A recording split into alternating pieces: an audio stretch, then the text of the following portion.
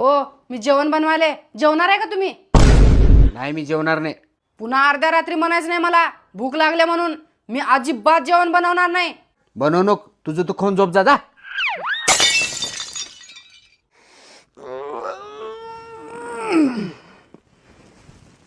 व्हायला रात्रीची 2 वाजली राव. भूक बी लागली. चला काहीतरी खातो.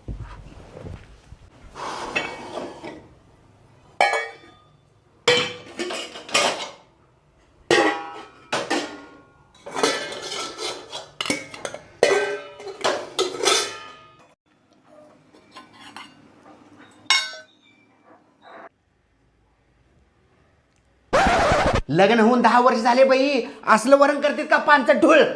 तुमच्या तर